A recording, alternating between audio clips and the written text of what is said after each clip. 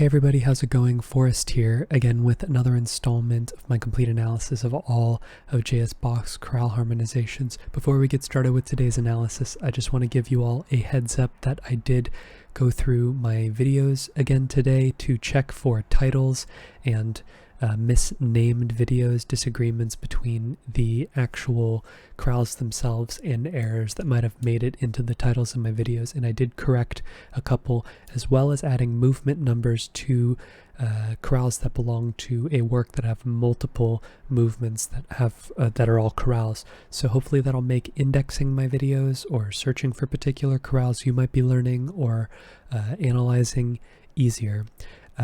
Other than that, I've made tons of headway in terms of digitalizing all of my notes because I want to make a branch of my website dedicated to all of the chorales so that my findings are a little bit more compact and easier to locate. And it has been quite an undertaking, but as I've been in bed with pneumonia, I've been trying to stay busy, and it's been a lot of work. But from now on, I'm just going to take a couple extra minutes each day to digitalize my notes instead of having to do it in one large bulk at the end of the journey. That's something that I would not be looking forward to, but I am caught up I'm caught up to speed. All of the chorales that I've analyzed up until this point are in digital format. I just need to scan the scores. That's just me babysitting my printer over an afternoon, but I'm going to do that at the end of the journey. But let's hop into the analysis. So today's chorale is Herz lebst du Jesu, was hast du verbrochen. Had to backtrack a bit because I realized I misnumbered one of the older chorales that I had analyzed that harmonized this or used the same text, maybe used the same melody. Not 100% certain, I'd have to look at my notes. But we are still in the St. John's Passion, and this title translates to, "O dearest Jesus, what law hast thou broken?" This is a fairly straightforward chorale, very active bass line, but not a very active harmonic rhythm. Lots of duplicate chords. I'd say the overall harmonic rhythm for this chorale is split between one chord per beat and one chord per 2 beats, depending on the context. So we're going to breeze right through this one. So starting things off with A minor and ending on A major. We have no key signature, so I reckon the overall tonality of this chorale is A minor. We have some passing tones in the inner voices before we get another A minor triad, A, C, E, and A, so no need to reanalyze. Passing tone in the bass before we get C, C, E, and A, that's A minor in first inversion, so we'll just change the figured bass to reflect that. Another passing tone in the bass before we get E, B, E, and G sharp, that's E major, which is our dominant. A neighbor tone in the bass this time before we get another E major chord, E, G sharp, B, and E, no need to reanalyze. Passing seventh in the bass here before we get C, A, E, and A, which is our tonic triad in first inversion, again 1-6. We have a neighbor tone in the bass and a passing tone in the alto, leaving us with D, A, F sharp, and A. That's a passing D major chord, and I'll call that uppercase 4. Harmonization of the melodic minor scale. We see that melodic minor fragment here in the alto before we get C, D, G sharp, and B. I reckon the C is an accented non-chord tone, which is kind of functioning like a 9/10 suspension under the tenor, but really this B is our chord tone here, leaving us with G sharp diminished over B. That's 7/6. 4 going to 7 is a good sign. It's a normative progression. It's like a cadential progression. And then we get A minor, A, E, A, and C. This E is a chord tone, kind of turns the chord into second inversion, but I don't really think that contributes too much to the chord progression, so I'm not going to put it on the page. We then have A, E, A, and C again, another A minor triad, no need to reanalyze.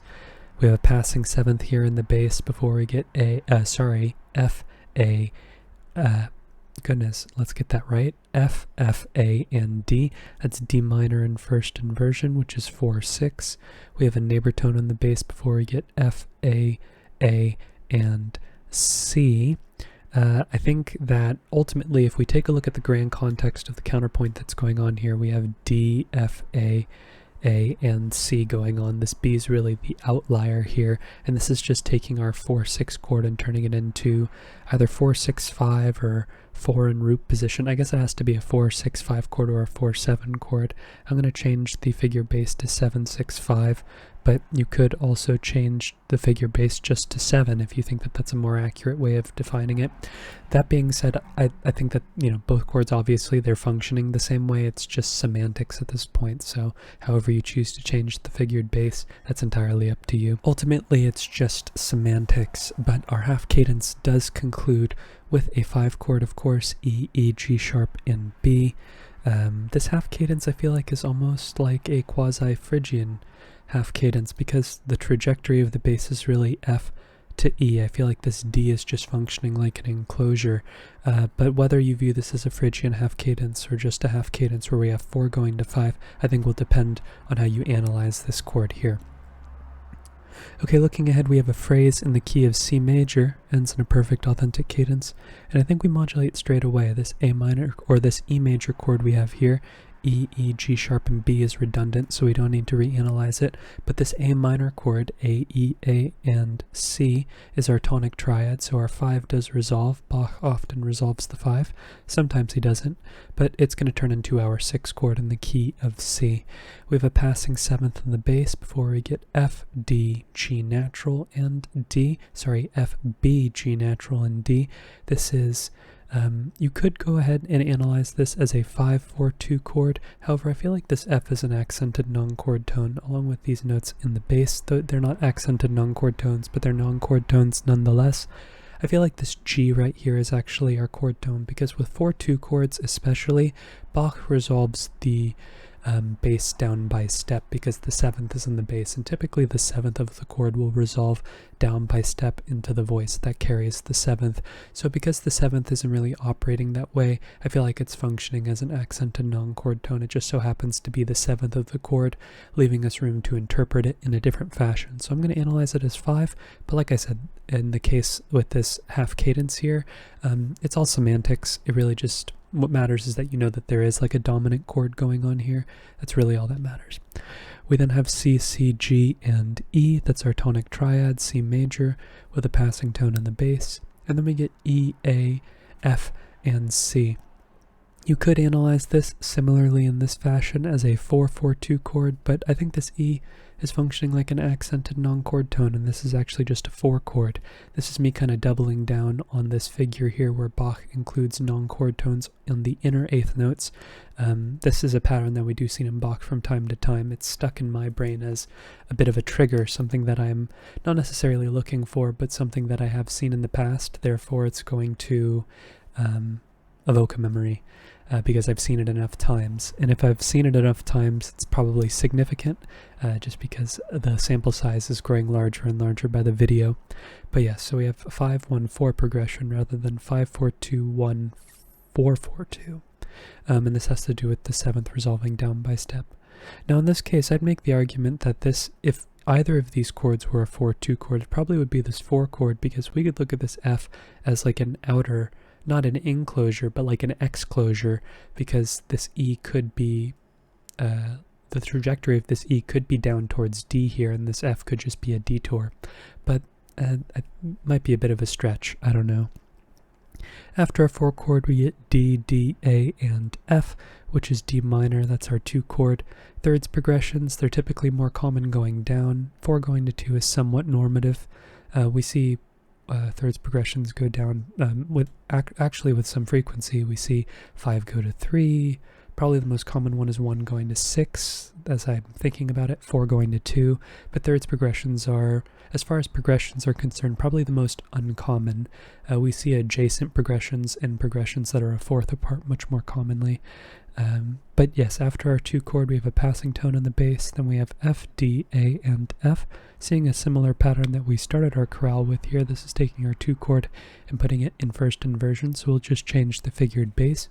Another passing tone in the bass as well before we get A, C, A, and E. This progression had like a little modal quality to it. It's not modal.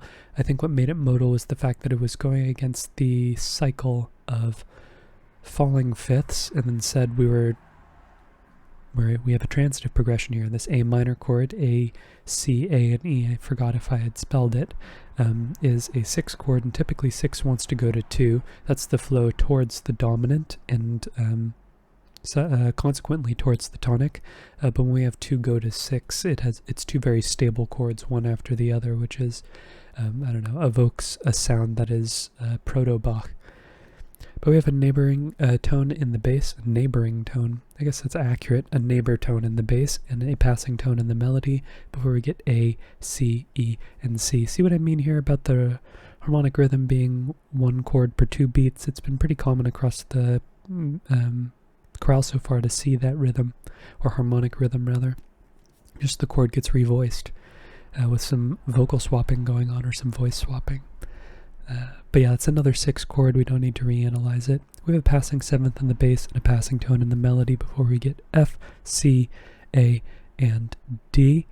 Did I read that right? F, C, A, and D. I did. That's D minor 7 over F, which is 2-6-5. We know that Bach loves his 2-6-5 chords, especially in cadential situations. We have a neighbor tone in the bass here before we get F, B, G, and D, which is another one of these cases here where this could be analyzed as a 5-4-2 chord if you literally look on the harmonic rhythm, but I feel like the grand context is really implying that this is a 5 chord because the 7th is not resolving down by step.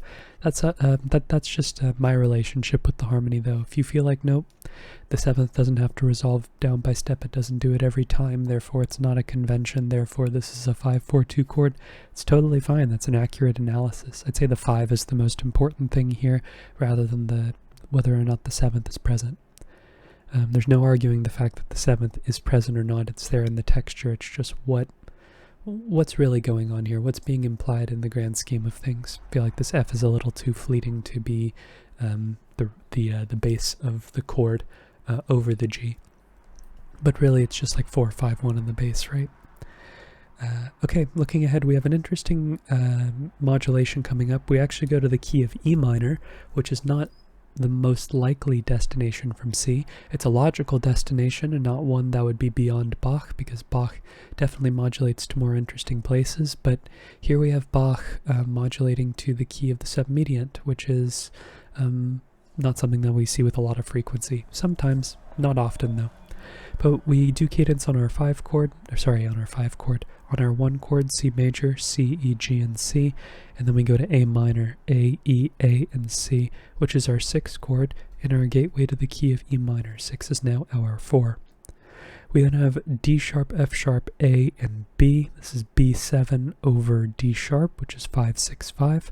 And then we have some passing tones, and in anticipation, oh, you know what, we only have 1 passing tone. This E looks like a passing tone, but it's actually skipped afterwards, so it's a non-chord tone nonetheless, but don't know if there's a term for continuing in the same direction.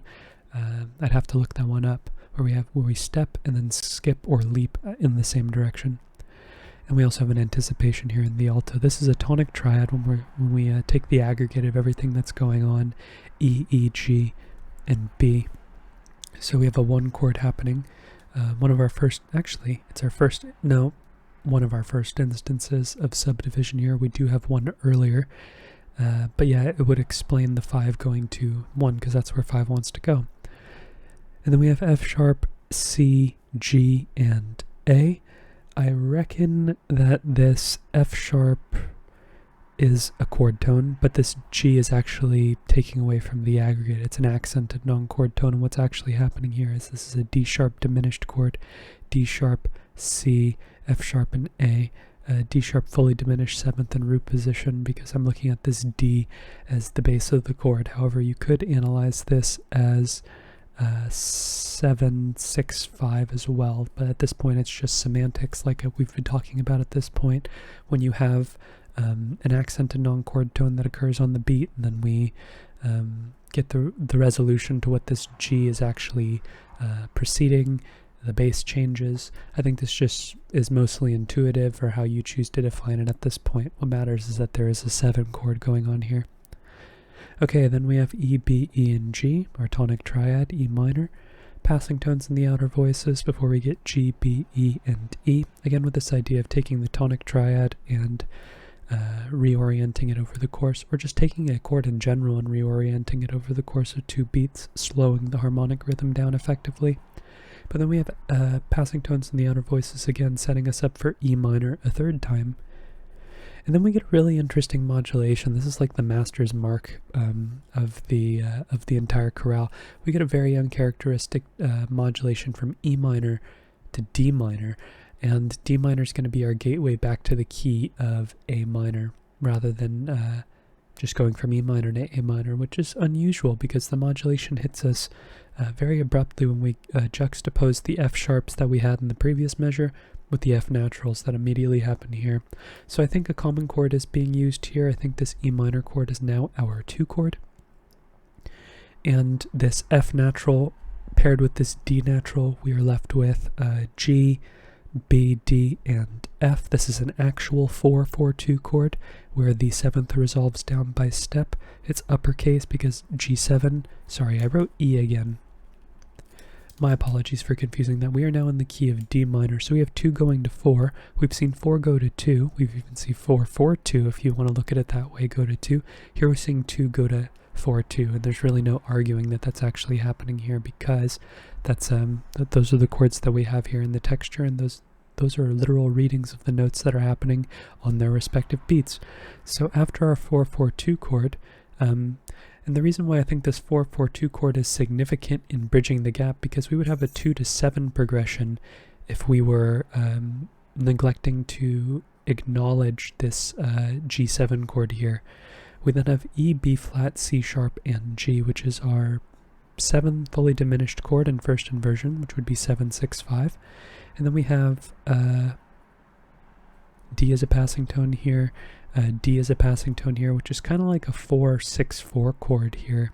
But I think the 5th is what's being doubled here. That does make sense for a 4-6-4 chord, or just for a 6-4 chord in general. Typically the 5th is what is doubled. I'm going to go ahead and mark it.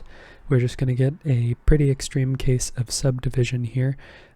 But after, the reason why I actually think this 4-6-4 chord here is important, and this is just dawning on me, sorry I didn't put this in my notes, but the reason why I think this 4-6-4 chord is significant is because if we neglected to analyze it, we would have a 7 chord going to a 5 chord, C sharp, A, E, and A. That's A major over C sharp.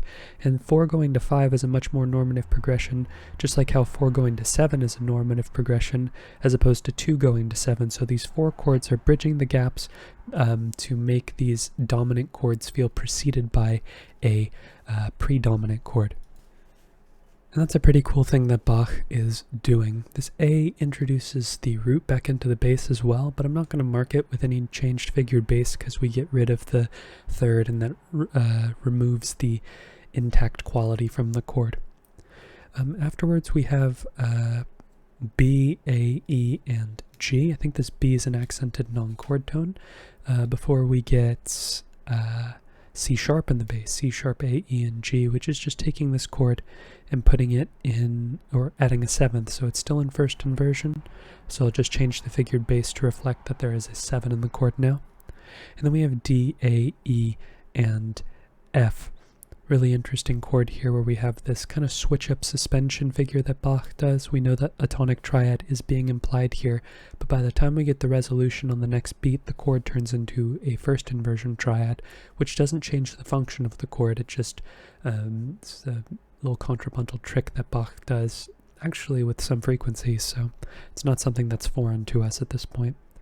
But this is a half cadence in the key of D minor. We do end on A major, A, C sharp, and E, which is our 5 chord. And we're looking for a point for us to get back to A minor. Now, this is a case where Bach has pretty deliberate cross relations. We have C natural versus C sharp immediately next to one another. They're actually a half step away from one another, where the tenor just brushes right up against that C sharp. So there's some chromaticism going on, which makes me feel like this is just a direct modulation to A minor, and this is just our tonic triad. Bach does this from time to time as well, where we see the dominant brushed right up against a triad that is a minor triad in the key that he is succeeding it with. Not necessarily the tonic always. Sometimes it's a minor 3 chord. Sometimes it's I don't know. Minor 3 chord is the first one that comes to mind, but I don't see why you couldn't do it with a 6 chord as well. But our tonic triad has a passing 7th in the bass. We then have F sharp, C, A, and D. That is D major 7, or sorry, not D major 7, D7 over F sharp, which is 4, 6, 5 in the key of A minor. Then we have some passing tones in the lower voices, as well as like an escape tone here in the alto, leaving us with G sharp, B, B, and D. That is G sharp diminished in root position, or 7. 4 going to 7, we saw this as a subdivided progression earlier, just respelled.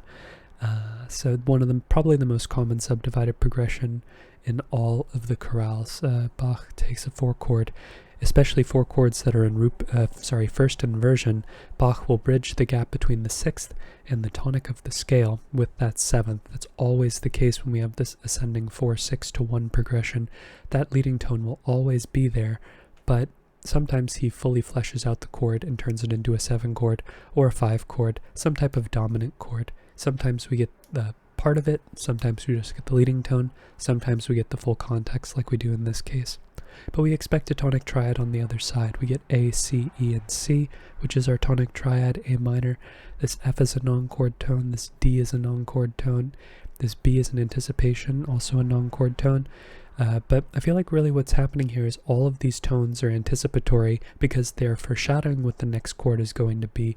So even though we have a B minor 7 flat 5 chord over F here, like 2, 4, 2, I don't think it's super important to include it in the written analysis because we have D, A, F, and B on the next beat anyways, which is 2, 6, 5, and we know that Bach loves his 2, 6, 5 chords, so this feels much more important to analyze rather than saying this is a 2, 4, 2 to 2, 6, 5 progression. Just doesn't really feel all that impactful to analyze. I think what's even more important is that these tones are non-chord tones, but foreshadowing tones as well, which is pretty neat. This B, A, F, and B is also kind of like a root position 2 chord, 2, 7 more specifically, but we get rid of the D the same way that we didn't mark a chord earlier because it would get rid of the intact nature of the chord if we were to analyze it that way. And as we're closing in on our final cadence, which is a perfect authentic cadence, we have E major, E, G sharp, E, and B, which is our 5 chord, passing 7th in the alto, and then we cadence on A major, A, E, C sharp, and A, which is our tonic triad root position. Bach typically ends his minor chorales with the Picardy third or a major tonic triad.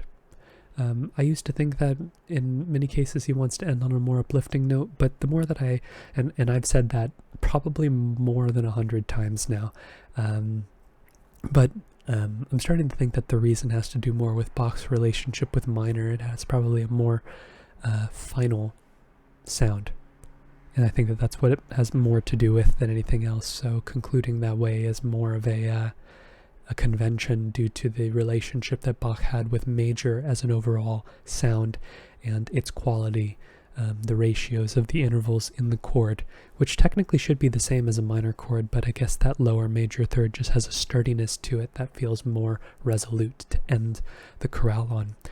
But it's also, Bach from time to time ends in a half cadence as well in minor chorales. Just in chorales in general, but typically with minor chorales as well, sometimes we see a half cadence at the end, which also would include a 5 chord, so which would be major in quality typically. So maybe that has something to do with it as well. I think it has to do with the sturdiness of the major chord and Bach's relationship with it. But we're going to end the video on that note. Fairly straightforward chorale, distant modulation, which is pretty interesting, but other than that, everything's pretty straightforward, pretty functionally harmonic. If you're interested in following me along on this journey to analyze all of Bach's chorale harmonizations, feel free to subscribe to the channel. You could also hit the notification icon if you want to be notified of my daily upload. I am back to uploading daily. I still feel very under the weather. I definitely have pneumonia, but it's plateaued to the point where I'm pretty used to it now, and so long as I pace myself with these videos, I should be good to go. But other than that, you could also like the video if you enjoyed it. That helps me out a ton and gets my video exposed to more people. And I think that's everything I have to say. Thank you so much for watching the video and supporting the channel by doing so. I look forward to tomorrow's analysis, and I hope you take care.